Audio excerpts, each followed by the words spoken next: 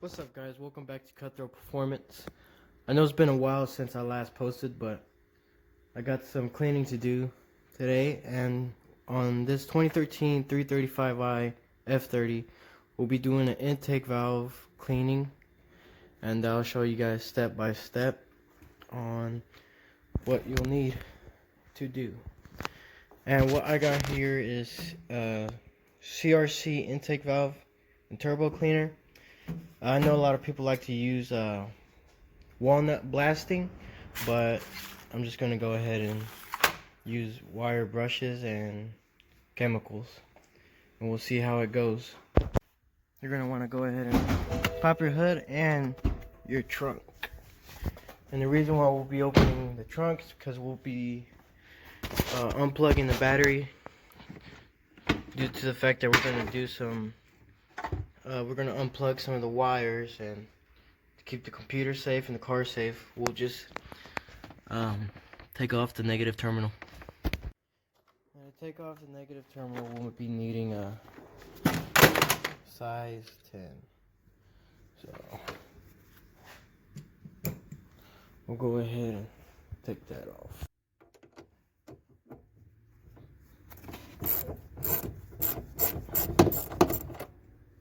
Like that, and she's out.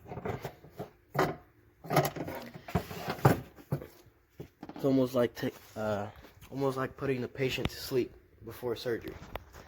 One thing I did forget to mention was that I like to tie off my trunk latch. I like to use a microfiber towel, and the reason why is because since the battery is unplugged and the trunk only opens electronically, if someone were to come and close it, well, fuck. Like I was saying, you're going to want to tie this off and make sure that the latch part is covered. That way, if someone comes by and tries to close it, they won't be able to.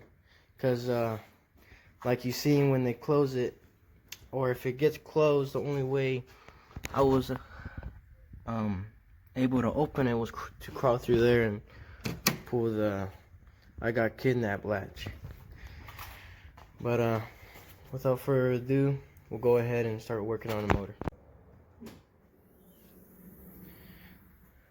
Now, for most of y'all, you guys probably won't have this, but I have a strut tower brace, and I'll be having to remove that because this whole intake manifold is going to have to come off, so I'll start by taking that off. But most of you guys won't, and for you guys that do, if you guys put it on, then most likely you guys know how to take it off, so we'll start by taking that off.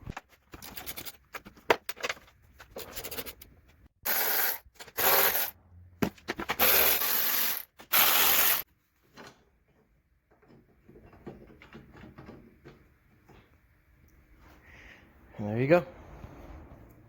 Now, I have already removed mine, but you're going to want to take off your beauty cover or your engine cover, whatever you like to call it.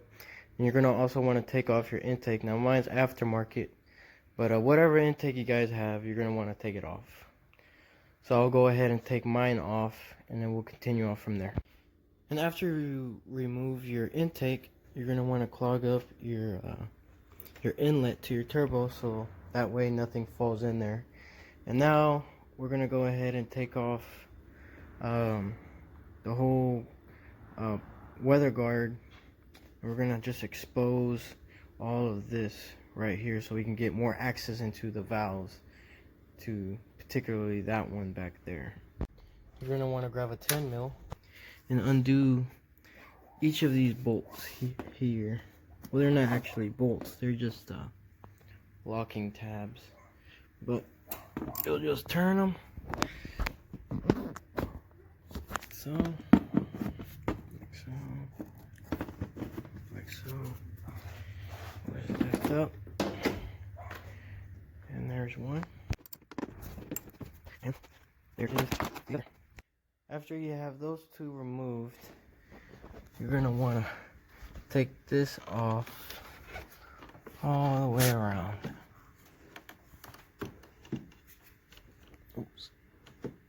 we go. And now this, just pull it all the way out, just like that.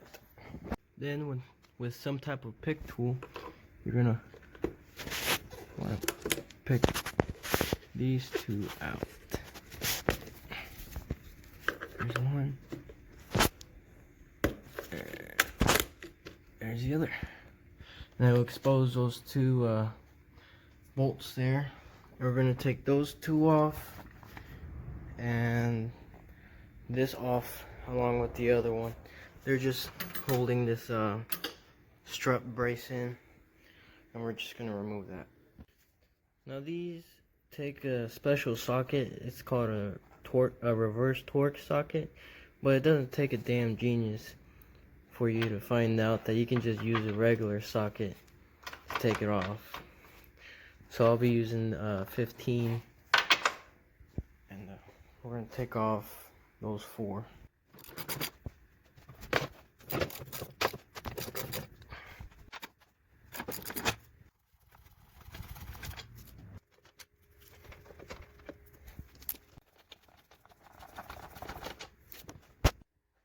After you got those 4 bolts removed, we'll go ahead and lift here, and we'll just slowly take it out. After you remove that brace, we're going to go ahead and take this off, and that's only held in by 6 10 mil bolts, which are 2 here, 1 there, and 2 there and 1 there. And we'll remove those with the 10 mil. We'll get that out of the way too. 1, 2, 3, 4, 5, 6. Looks like I missed one right there, but after that one is removed, we'll just lift it off. Now that I have that last bolt removed, just pry this up, and it comes right out. Almost. Well, looks like there's a fucking piece of shit right there. And the way these work is, I took a pick tool, and you take that little, focus, you take that little tab out, and the whole thing just kind of just comes out real easy. But I'll just take it out now before it gets lost. And now this is removed and out of the way. Then we're gonna want to remove our O2 sensors. There's just a little tab there, and same thing on the other side. The whole thing comes out. You just twist it like so. We'll just disconnect those real quick. You're just gonna want to press this tab down. You push this down hard, and then you just pull that underside out. One thing I like to mention is that before you remove these, I like to put a marking on them. These markings are from last time when I did my catless downpipe, and because these aren't colored. These are, but those aren't. Don't ask me why, but I just put a G for gray, B for black, black and gray. That way later on, if these get twisted or whatever, you'll know which gets plugged into which. Then down below, you're going to want to take this off, and the way this works is that you just push this in and you pull up. See how it works? You just push this down, you pull out, and it comes right on up. After you remove that sensor, you're going to want to take the tab off, and O2 sensors, just move them all to the side there. Now once you're done with that side, you come on over into the intake manifold side, and you take this off the same way like the other side, and then you take this off, kind of like the O2 sensors. You just push this down, and I'm gonna have to use two hands, but you push this down and you pull up, and it should come right on out. After that's out, just get them.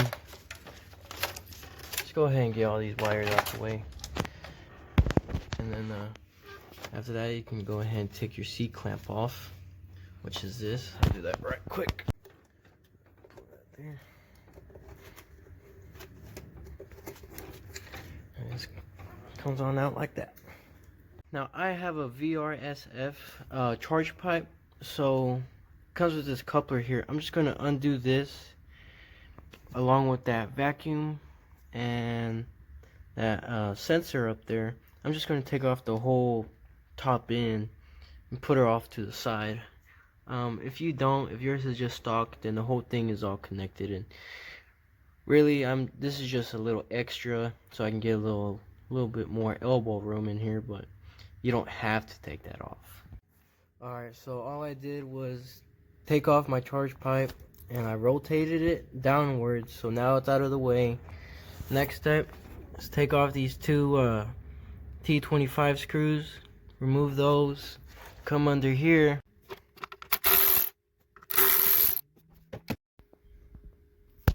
and then there's a tab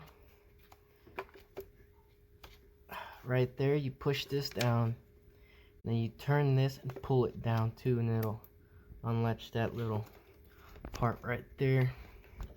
Then you got your wire harnesses here, and you're just gonna want to pull those out from there. Pull this one too, just like so. And then there's this grommet here, and you're just gonna pull this up.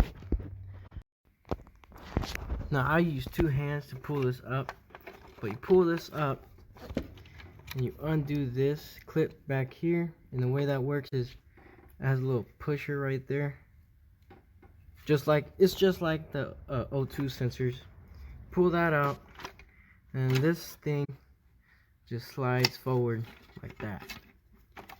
And you take this, and it's out of your way. And after you got that out, you can go ahead and disconnect this here, and then you'll go down here. There's a little rubber here, you just pull up on it. It's probably going to be another one of those two-handed deals, but you just carefully pull this up and it'll slide down. Let me just pull it out real quick. Alright, so I just pulled it out. I literally just pulled and then put it down underneath. You're then going to want to pull this out, get that out of the way. You're going to come to the exhaust side.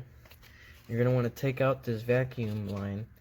You're just going to want to pinch both sides, just like on the charge pipe over there, and it should come right on out. And after that's pulled out, you're going to want to come over here, and you're going to want to remove all these connections to the DME. Now I have already removed this one so that way I can demonstrate how it works. So you take a pick tool, and there's a little hole right there. Here, let me grab it. This hole right in there, you're gonna want to put the pick tool in that hole, push it. Oh, I might do it one. Push this in, push this over, and pull back the pick tool. I just continue to push this on over all the way.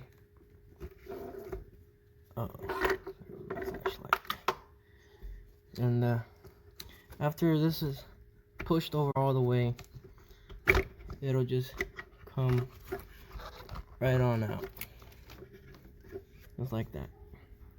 And then the same thing goes to this one. So you push this in, and that lever goes all the way down. And after you got those three out, there's these left, And for that big one, I'm gonna go ahead and take it out, and then I'll show you how to do it. 'Cause right here I barely have any camera room, so I'll show you real quick. Now this one took me a little bit longer to take out, maybe a minute longer, but all you do is when this is on there, this is facing down, and that it's like this, and what you have to do is you have to put both hands in there, pinch both sides, pull it down like that, then it'll come out. That's how you get that one out. And then these two right here, there's a tab here and there's another one on the other side, and it's a two-handed deal, and you just push those in and those come out a little bit easier than that one. Now I'm not exactly sure what it was or why, but this one here broke after I pushed it down. It might just be from age and old plastic, but pull this out, you can see it has this tab here. It used to have one up here, and you would just squeeze these and just pull it out, but they're pretty hard to pull out, but they're out now. On to the next step. You're gonna want to take these wires, and they were on here like this. You just pull them out, pull all these wires out, and you just set them out of the way. Make sure, careful with the wires, nothing gets ripped. Go ahead and pull this one, pull that one out the way too,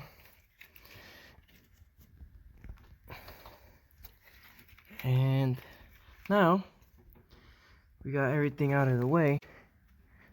Hopefully there's some back here too. Just unhook it like that, and now we'll grab a 11mm and we'll take off these 7 bolts. Whew. So I just took one off, put it on there. There's going to be 1, 2, 3, 4, 5, 6, and 7. Now one thing I would like to say, when taking these off, I would be extra careful, because that washer there, when you pull this nut out, it will fall out. So I suggest you get like a magnet. You pull it all out together. That way you don't gotta go find the washer in the haystack. But I'll take the rest off, and then we'll move on to removing the whole intake manifold. Now that I got all the nuts and bolts removed, the intake manifold is now ready to come on out. Now I would use 2 hands, but really, see, it's already starting to come out. And just put a hand here, hand there, you just ever so carefully pull it out. And this, you're gonna have to push it in while it comes out.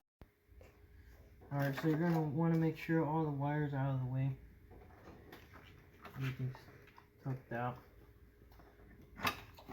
And I want to very carefully start pulling this through.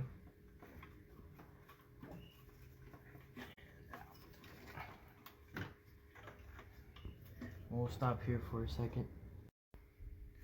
One thing I discovered about while taking the intake off is that there's this little clip here that hangs onto this wire, and it pretty much prevented me from pulling it all the way out. So you're going to want to unclip this, and it should just come on out. Over here, you would have to unplug this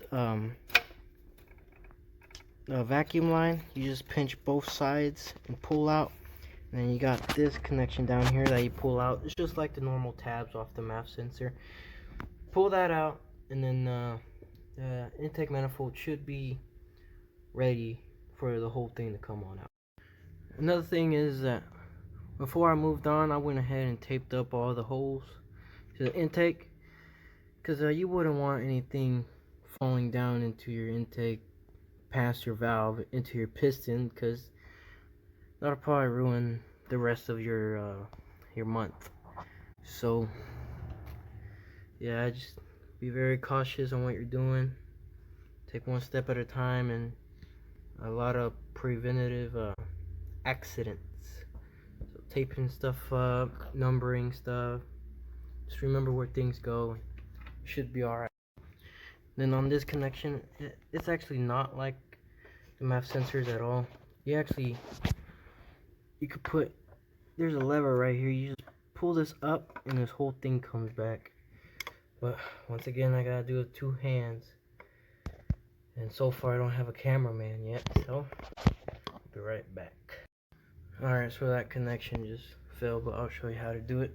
And then now you just pull this down while you pull this out, and everything should be free. See, it's all just open, so it should just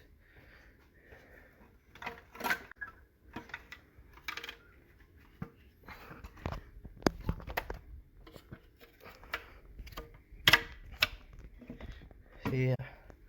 I already almost got it out, but it's just this here, and intake manifold is out. Alright, so now I got the intake manifold out, got her right here. We can go ahead and start messing around with the valves. I won't look in there. Okay guys, so while editing this video, I realized I left out a very important part, and that's on cranking the motor over manually to ensure that the valves are closed. And the way I did that was I used a 22mm socket along with a jack handle for leverage, and I put it inside that hub there, and there's a nut that sits in there, and I just put this socket over it, and I would ratchet it, and it would turn the whole crank over, causing the valves to open and close. Now while I was working on this one, I would make sure it's closed, and if I want to move to this one but it's opened, then I would ratchet the crank shaft until it's closed, and that's how I made sure that each cylinder is closed before I cleaned it. Pretty dirty, but we'll start off one by one, all 6 of them, and then after that just redo everything, put everything back together, and turn her on, go 120 miles per hour, and go to sleep. And then on that plug-in, I forgot to mention, when it's in there, you can put a thumbnail or a flathead screwdriver, pull it in there, pull that lever up, yank it on out. Don't yank it, pull it nicely out. This is how I'm cleaning them. I'll just clean each side of the valve, just like so. I can already see it cleaning it up, all nice and chrome. See in there, looks a lot better. And then all that liquid, all I'm doing is I got this little rig over here. It's just a straw hooked up to a vacuum, and I'll push the straw down there, and I'll just suck up all that CRC, and just leave it cleaned. Don't let the CRC get into the piston, and that's pretty much it. After all the valves are clean, just reverse order everything, and that concludes on how to clean your intake valves. This has been Cutthroat Performance.